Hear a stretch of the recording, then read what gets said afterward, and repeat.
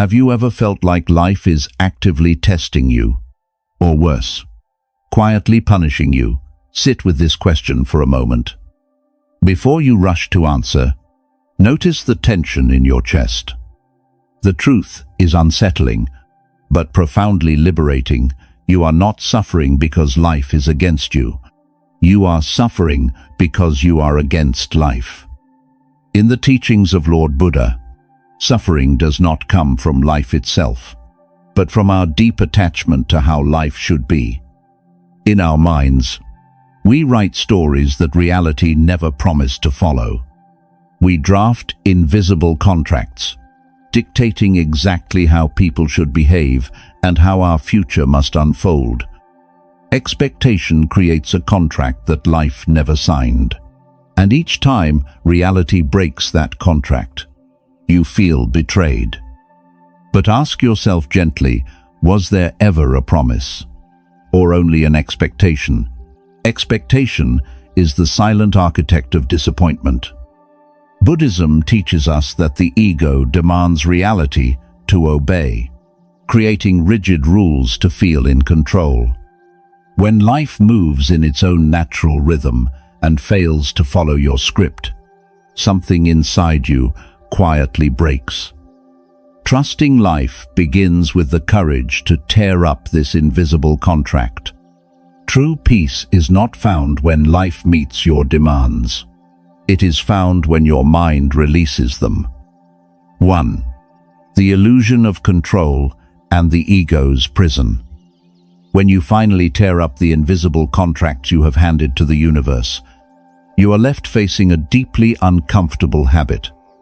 Why do you feel so exhausted? Even on days when you have done nothing physically draining, sit with this quietly. The fatigue you carry is not from work, it is from the relentless effort to control. You try to predict what will happen, prevent what might go wrong, and shape everything into something safe. But tell me honestly, what are you trying to control that was never yours to control? The ego whispers a convincing lie. It tells you that if you plan enough, if you think enough, you will not be hurt. But this is a profound illusion. There is an ancient Buddhist story that speaks to this quiet tragedy. A powerful king deeply loved his royal garden. Terrified that the strong, unpredictable winds would snap the fragile stems of his prized flowers, he ordered a massive, impenetrable wall to be built around them. For a few days, the flowers stood perfectly still, untouched by the elements. But soon, without the natural movement of the wind, the air grew stagnant, the soil hardened, and the petals began to wither and die. The king called for a wise monk, demanding to know what disease had struck his garden. The monk gently replied, "You protected your flowers from the wind, my king, but you also stopped them from breathing." Notice this carefully. How often do we do exactly this with our own lives? We build walls of control around our relationships, our careers, and our futures. We disguise this control as care, as protection, or as responsibility. But beneath it, there is only fear. The ego creates rigid rules to feel secure, but rigidity is where suffering begins. Control is not protection. It is a quiet prison that suffocates the very things we are trying to save. Imagine holding water in the palm of your hand. As long as your hand remains open and relaxed, the water rests there gently. But the moment fear arises and you close your fist, desperate to keep the water from escaping, it slips through your fingers faster and faster until nothing remains. Life is exactly like that water. It does not resist you. It simply cannot be contained by your force. So, what happens when we let go? The mind immediately panics, assuming that surrendering control means giving up entirely. But in Buddhist wisdom, trusting life is not passive resignation. It is the path of effortless action. It means doing your part without clinging to the outcome. Like a wise farmer, you prepare the soil, you plant the seed, and you water the earth. But you do not violently pull on the plant to make it grow faster. You know that everything has its own rhythm. You must allow the natural wind to blow. When you stop trying to master life, you finally gain control over yourself.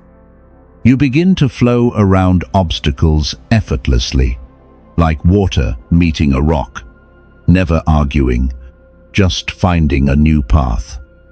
So pause for a moment. Close your eyes and feel the tightness in your grip. Ask yourself gently, am I trying to protect my life? Or am I suffocating it? Drop the illusion.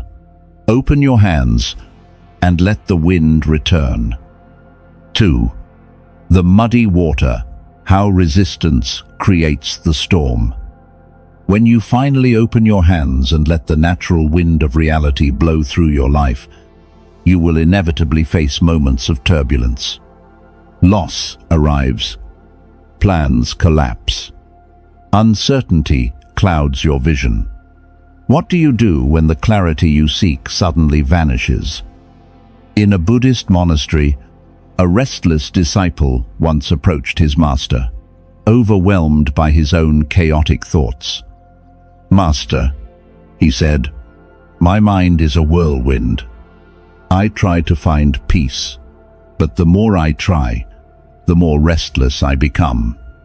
The master smiled and asked the young monk to take a glass of water with dirt in it and shake it. "Now, wait," the master instructed. As the disciple watched, the dirt gradually settled at the bottom, and the water became perfectly clear. "This is the mind," the master explained. "If you allow it to calm, clarity comes by itself. Look closely at your own reactions when sudden upheavals strike. When a relationship shifts, when a job is lost, or when an unexpected challenge arises. What is your first instinct? You try to fix it immediately.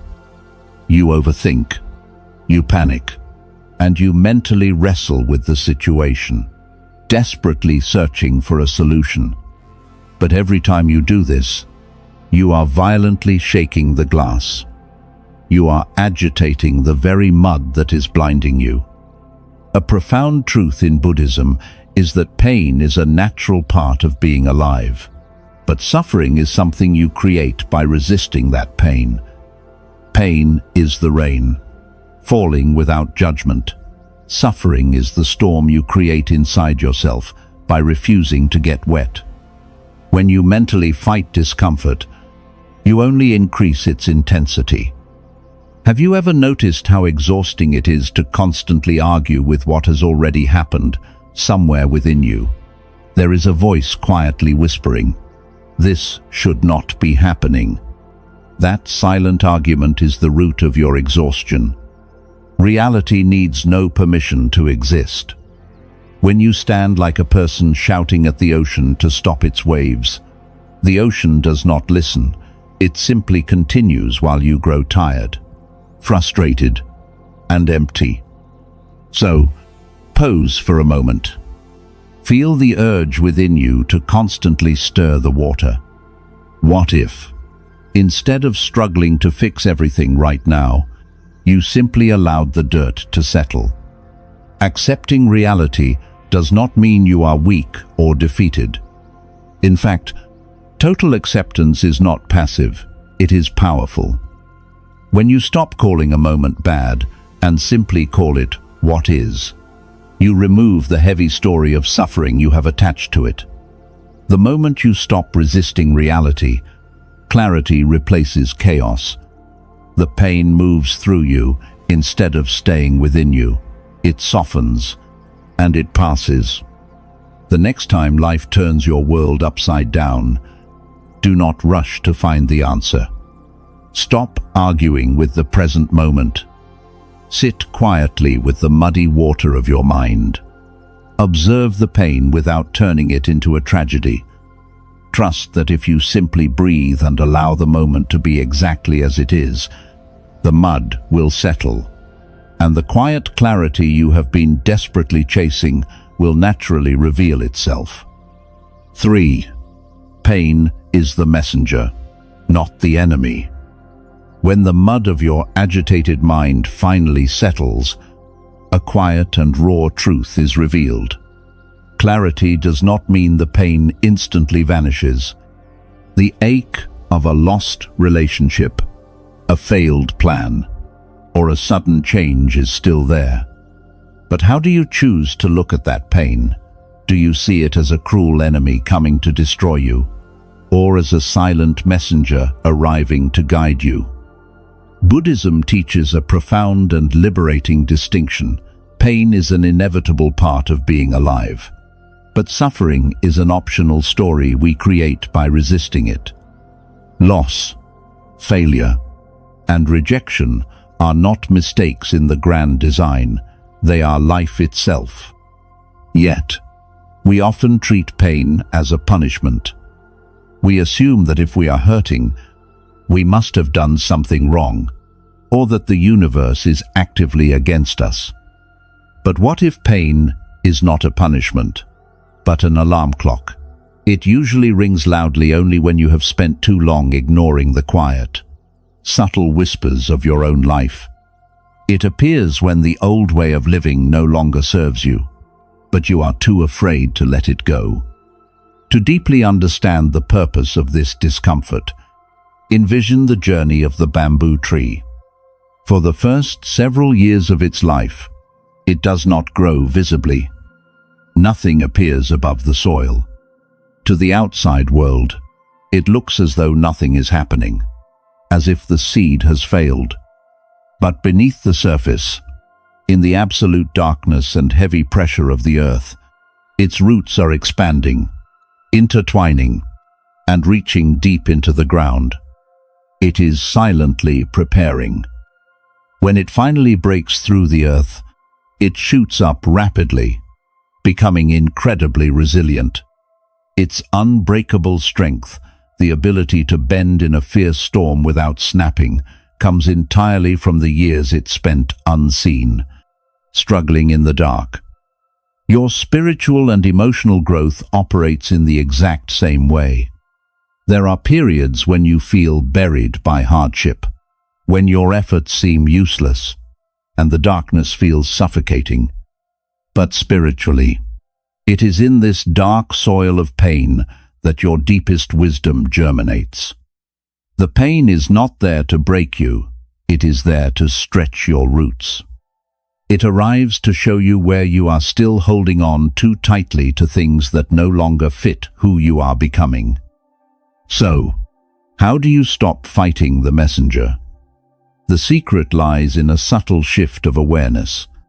When hardship strikes, the ego instinctively cries out, "Why is this happening to me?" This question traps you. It frames you as a victim of circumstances, powerless and resentful, forever fighting a battle against reality. Instead, the next time you feel the sharp ache of disappointment or loss, pause. Take a slow, conscious breath. Lower your inner defenses and ask yourself a different question. What is this teaching me? This simple shift in perspective changes everything. It removes the resistance. It transforms the heavy weight of suffering into a profound opportunity for learning. Pain is a mirror showing you what you still need to heal. Do not run from it. Embrace the messenger. Listen to its quiet wisdom, and trust that the darkness is simply the place where your roots are growing strongest. 4. Chaos and the cocoon, the forging of the soul. Once you recognize that pain is simply a messenger pointing you toward growth, you must confront the environment where this message is usually delivered, the unpredictable. uncontrollable chaos of life. The human mind is inherently wired to crave comfort. It desperately seeks stability, guarantees, and the path of least resistance. But here is a profound spiritual truth you must eventually face while the mind demands comfort. The expansion of your soul absolutely requires chaos. To understand why, consider a well-known Buddhist story about a man who was walking and saw a butterfly violently struggling to break free from its small cocoon. Watching it writhe and strain for hours, the man felt a deep sense of pity. With good intentions, he decided to help. Taking a small blade to gently open the cocoon, the butterfly emerged easily, but to the man's dismay, its wings were frail, weak, and it could never fly. The man did not realize that the agonizing effort to push through the tight cocoon was entirely necessary. It was nature's way of forcing strength into its wings. By intervening and removing the struggle, he prevented its development and permanently robbed the creature of its ability to soar. Notice this carefully. How often do we play the role of that impatient man in our own lives? When we find ourselves in the suffocating darkness of a difficult transition, a sudden loss, a career collapse, or a deep period of loneliness, we immediately panic. We become desperate and try to force things to resolve quickly, demanding immediate answers and instant results. We pray for the hardship to be taken away right now, convinced that because we are in the dark, we have been buried. But sit with this quietly for a moment. What if you have not been buried? What if you have been planted? Buddhism reminds us that the process itself is an essential part of the learning. We simply cannot open the cocoon before it is time, and we cannot rush what is not yet ready. The ego hates the cocoon because it feels trapped, blind to the future, and stripped of control. But the soul knows that true transformation requires the uncomfortable breaking down of who you used to be.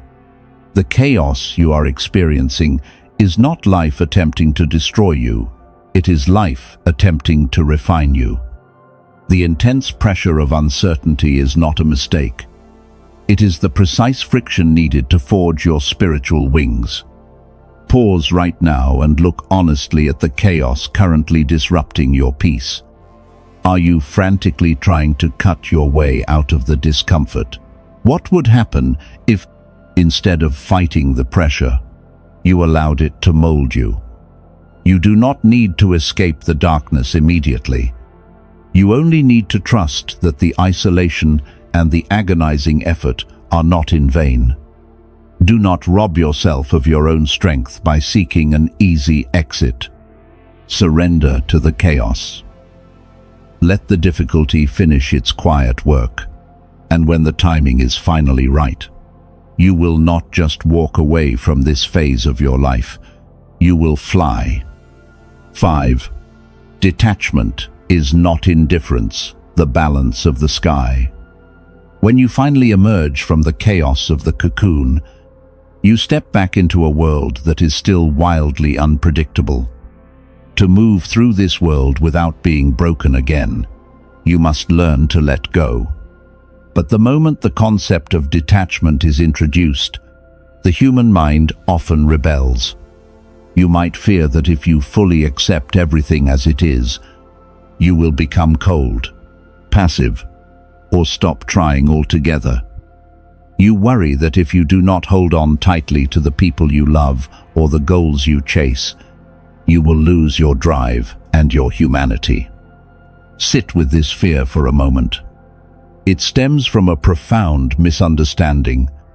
In Buddhist wisdom, detachment is not emotional numbness, it is emotional clarity. It is not about shutting down your heart or creating a distant wall between yourself and the world. True detachment is not distance, it is a deep, unshakable stillness. To understand this, Imagine gently looking up at the vast expanse of the sky. Throughout the day, your thoughts and emotions move across your mind exactly like clouds moving across that sky. Some clouds are light and beautiful, others are dark, heavy, and bring violent storms. When you lack detachment, you believe you are the storm. You do not just feel the anger or the sadness, you become them, and in that moment, you lose your clarity. But Buddhism teaches a liberating truth. You are not the cloud, you are the sky. The sky does not chase the clouds, nor does it violently resist them. It simply allows them to pass. You can feel profound sadness, heavy frustration, or intense anger, but you do not become them. You observe them without being consumed by them.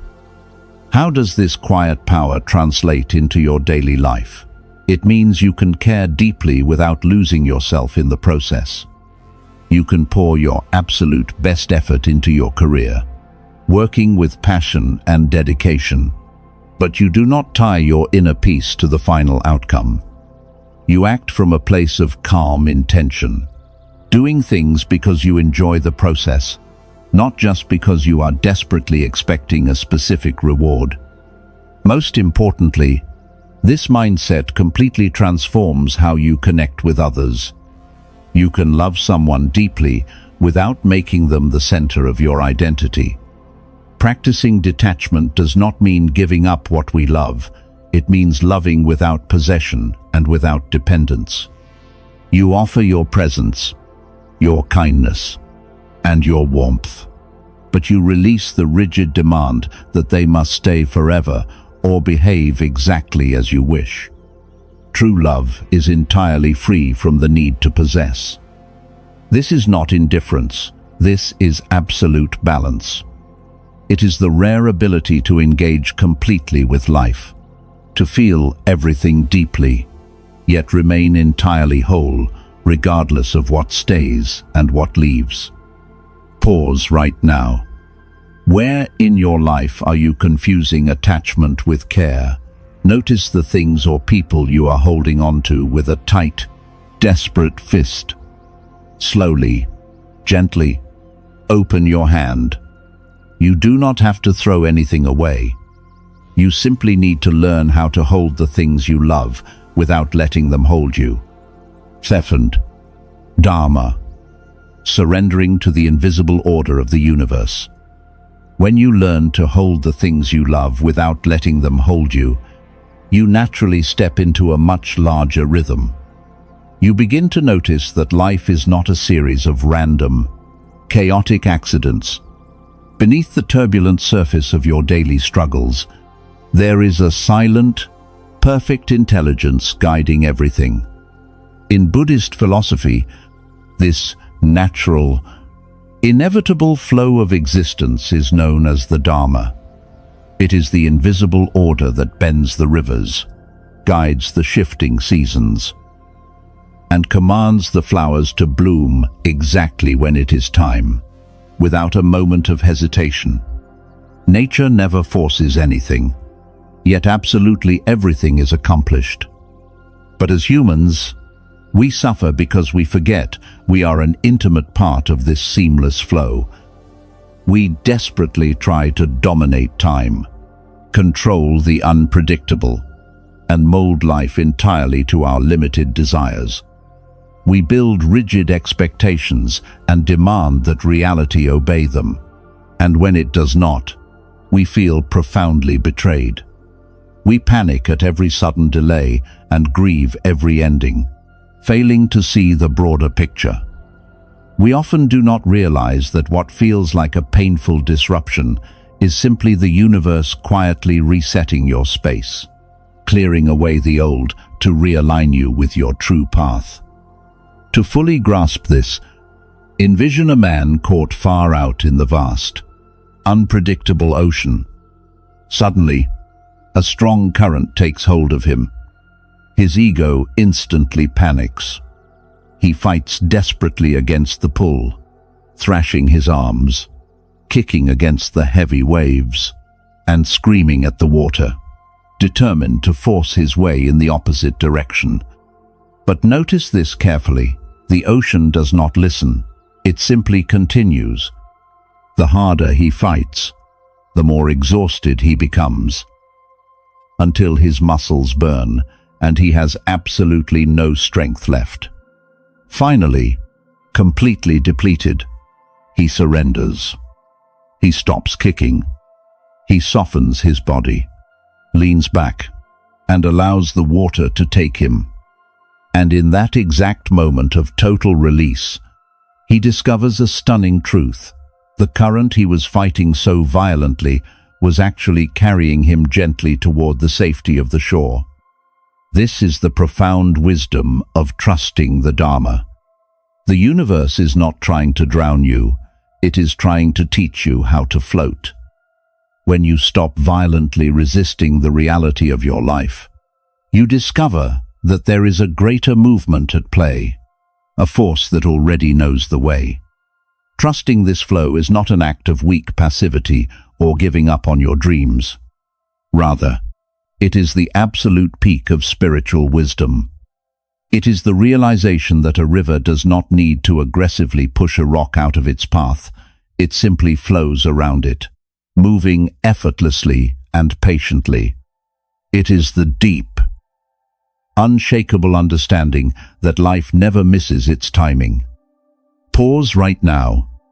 Where in your life are you currently exhausting yourself by swimming against the current? What specific outcomes are you desperately trying to force? Close your eyes and feel the sheer exhaustion of that endless, silent war. Now, take a slow, deep breath and let your body soften. What would happen if you simply stopped fighting the waves? Breathe. Let go. Allow the silent, invisible intelligence of the Dharma to carry you exactly where you are meant to be. Becoming untouchable, the end of the inner war. As our journey together comes to a close, remember the boundless sky. You cannot reach up and physically clear away the heavy, dark clouds of your life. You can only wait, with quiet patience and deep trust, for the wind to carry them away. In Buddhism, the ultimate goal of absolute acceptance is to become emotionally untouchable. This does not mean you feel nothing, it means you finally understand a profound truth. The chaotic outside world does not have the power to disturb your inner peace unless you willingly hand over your permission. True strength is never found in desperately trying to force the external world to be perfectly still. Instead, it is found in mastering your own mind so that you remain steady, grounded, and entirely whole, no matter what unpredictable storms life brings. When you finally stop resisting everything, you become someone that absolutely nothing can deeply disturb. The silent war you are waging against your own existence is exhausting you. But the war ends the exact moment you decide to drop the sword. So, I invite you to pause one last time right now.